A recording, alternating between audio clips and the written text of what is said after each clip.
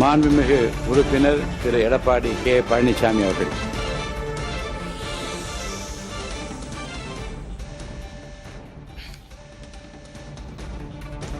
மாண்புமிகு பேரவைத் தலைவர் அவர்களே,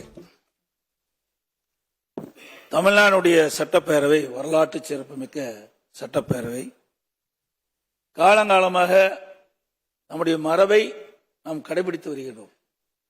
மாண்புமிகு சட்டப்பேரவைத் தலைவர் அவர்கள் அந்த ஆசனத்திலே அமர்ந்து முதலாக பேசுகின்ற பொழுது பல்வேறு தலைவர்களை குறிப்பிட்டெல்லாம் அவர்களுடைய வழியிலே இந்த அவையை நடத்துவேன் என்றெல்லாம் கருத்துக்களை அங்கே தெரிவித்தீர்கள். ஆனால் இன்றைய தினம்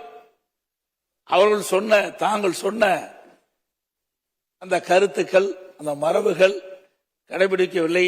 அதை கடைபிடிக்க வேண்டும் என்று தாழ்மையோடு நான் இந்த நேரத்தில் கேட்டுக்கிறேன். ஏன்னா தாங்கள் சொன்ன கருத்து தான், நான் சொல்லல. அதோட மாண்புமிகு முதலமைச்சர் அவர்கள் அரசின் தீர்மானத்தை முன்மொழிஞ்சிருக்க அதை வழிமொழிகிறேன் என்று சொல்லுவதுதான் காலங்காலமாக கடைபிடித்து வந்த இந்த சட்டமன்றத்தினுடைய மரபு. இத மானிய கோரிக்கையில்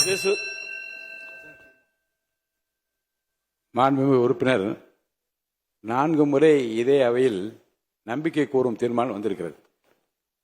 இந்த 4 முறை வந்தபோதும் மாமன்ற உறுப்பினர்களுக்கு ஏன் நம்பிக்கை வைத்திருக்கோம் என்று பேசுவதற்கும் அனுமதி அளிக்கப்பட்டிருக்கிறது. நம்பிக்கை இல்லை என்று சொல்கிறவர்களுக்கும் வாய்ப்பு அளிக்கப்பட்டிருக்கு. அந்த வகையில் தான் இன்றைக்கும் நம்பிக்கை கோரும் தீர்மானத்தின் மீது ஆதரவு அளிப்போரும் பேசுகின்றார்கள், எதிர்த்து கருத்துக்களை கூறுவோர் கூறிக்கொண்டிருக்கிறார்கள்.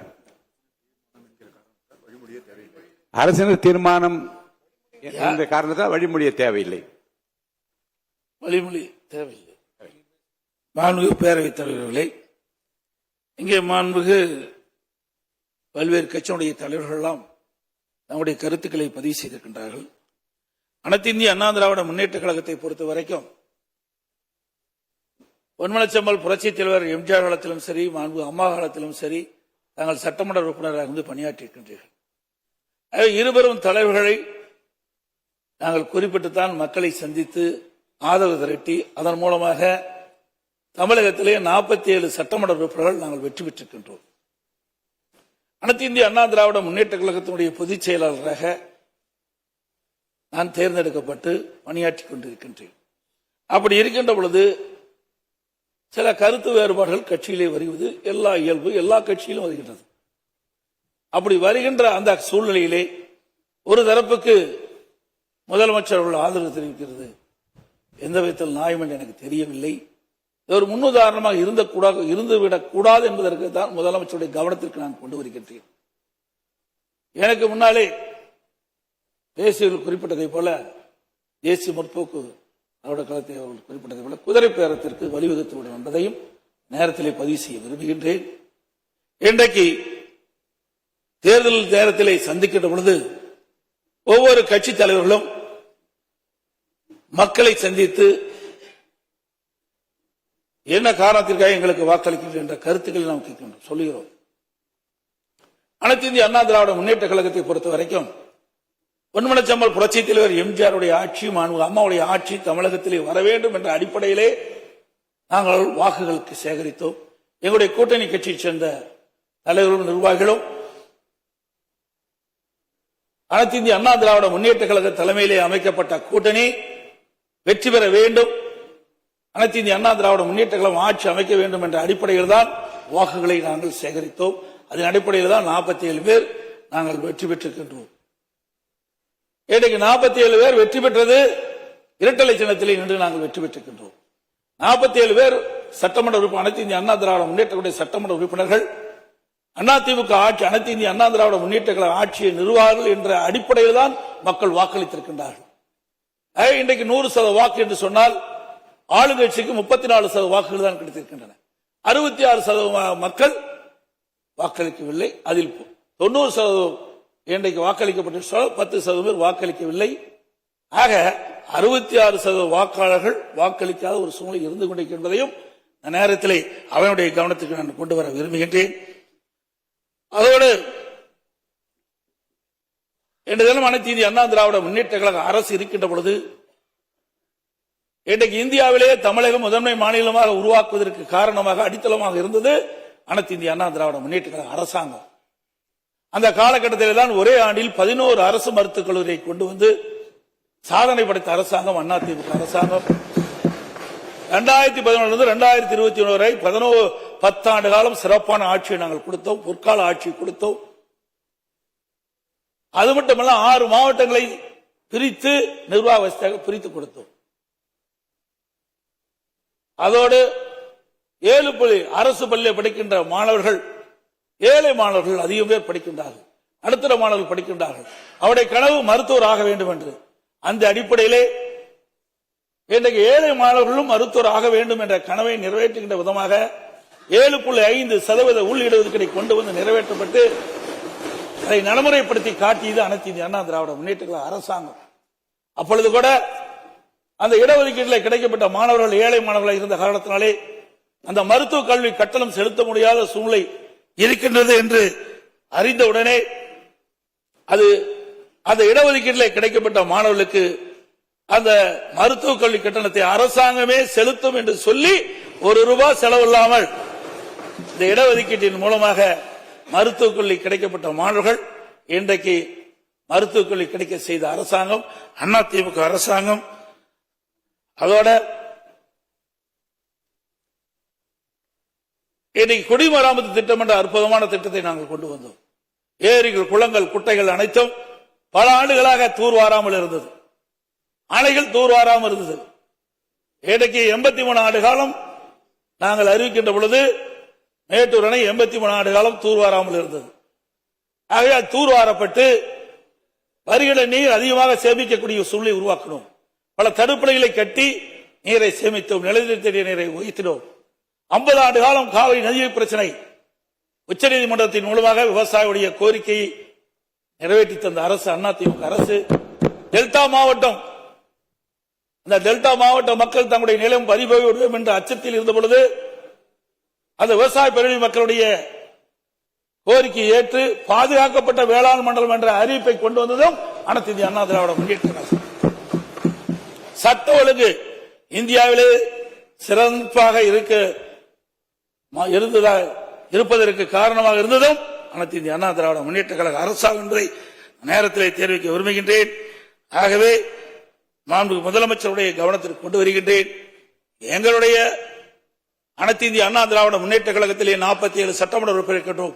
47 சட்டமன்ற உறுப்பினர்களும் பொன்மனச்செம்மல் புரட்சித் தலைவர் அவருடைய ஆட்சி, அம்மாவுடைய ஆட்சி, அந்த கனவை நிறைவேற்ற வேண்டும் என்ற அடிப்படையில் தான் மக்கள் வாக்களித்து தேர்ந்தெடுக்கப்பட்டிருக்கிறார் என்பதை இந்த அவையிலே பதிவு செய்ய விரும்புகின்றேன்.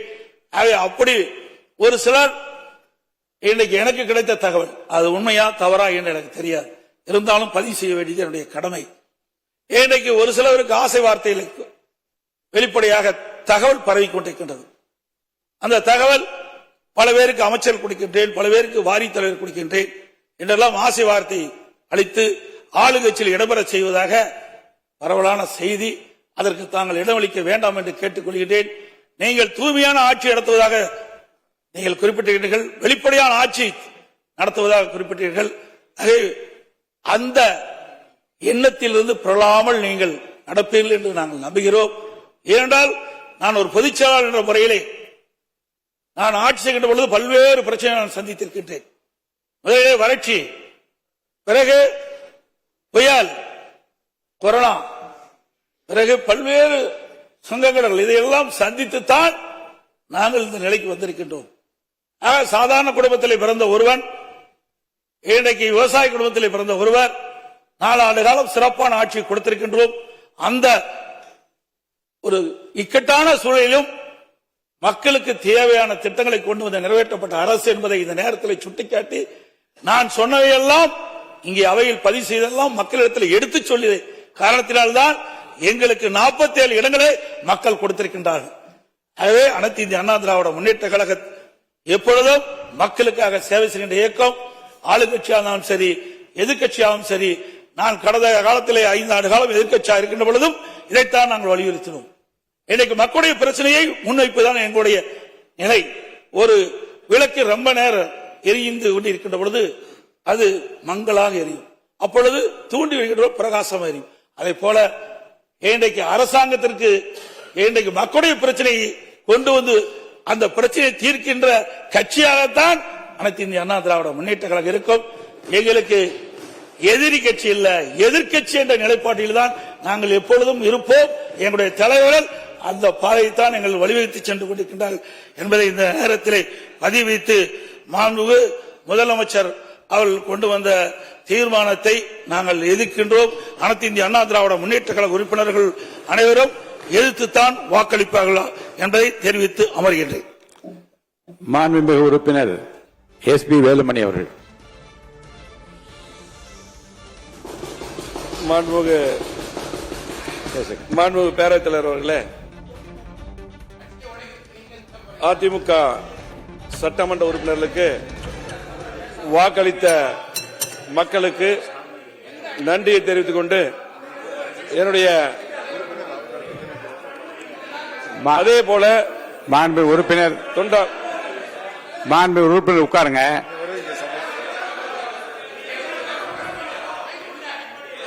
மாண்புமிகு உறுப்பினர் எல்லாம் உட்காருங்க. நீங்க பேசுங்க.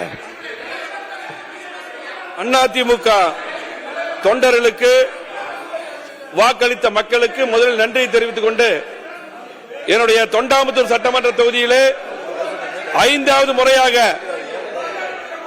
என்னுடைய தொண்டாமுத்தூர் சட்டமன்ற விளக்கம் சொல்றேன். 5வது முறையாக உட்காருங்க, விளக்கம் சொல்றேன்.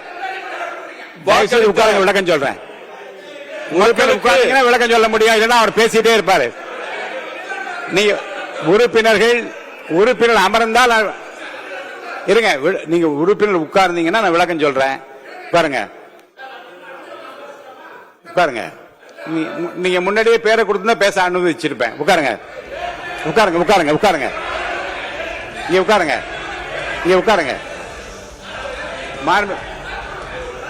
உட்காருங்க.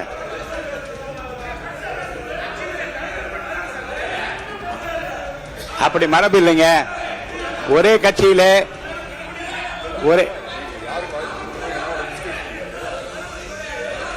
யாருக்கு வாய்ப்பளிக்க வேண்டும் என்பது என்னுடைய உரிமை பார்ப்பட்டது. தயவுசெய்து அதில் யாரும் குறுக்கிட வேண்டாம். நேற்று பேரவைத் தலைவர் துணைத் தலைவர் தேர்தல் நடந்த போது பாராட்டி பேசியவர்களிலே அவர் இருந்தார்.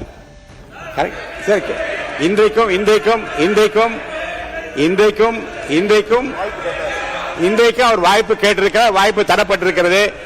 இப்போ உங்கள் கட்சியின் சார்பில் இருங்க. உங்கள் கட்சியின் சார்பிலே உட்காருங்க. தயவுசெய்து உட்கார்ந்தீங்கன்னா நான் விளக்கமா சொல்ல முடியும். உட்காருங்க. நீங்க தான் பேசிட்டீங்க. முதல்ல உட்காருங்க. நீங்க முதல்ல உட்காருங்க. நீங்க உட்காருங்க. தயவுசெய்து உட்காருங்க. நீங்க தான் நான் பேச முடியாது இல்லையா? உட்காருங்க. தயவுசெய்து உட்காருங்க. நான் சொல்றேன். நீங்கள் பேசுகிற போது உங்கள் கட்சியின் சார்பிலே கொஞ்சம் அமைதியா இருங்க. உங்கள் கட்சியின் சார்பிலே தேர்தலிலே எவ்வளவு இடங்கள் கிடைத்தது, எவ்வளவு வாக்குகள் கிடைத்தது, எத்தனை சதவீதம் கிடைத்தது, எத்தனை பேர் உறுப்பினராக இருக்கின்றார்கள், எல்லோரும் ஒரு அணியில் இருக்கிறோம் என்றெல்லாம் பேசினீர்கள். இப்போது உங்கள் கட்சியின் சார்பில் ஒரு உறுப்பினர் பேச விருப்பம் தெரிவிக்கிற போது அவர் அனுமதிக்கிற உரிமை எனக்கு இருக்கிறது. அவர் அனுமதித்திருக்கிறேன். அதை நீங்கள் சொல்லுவது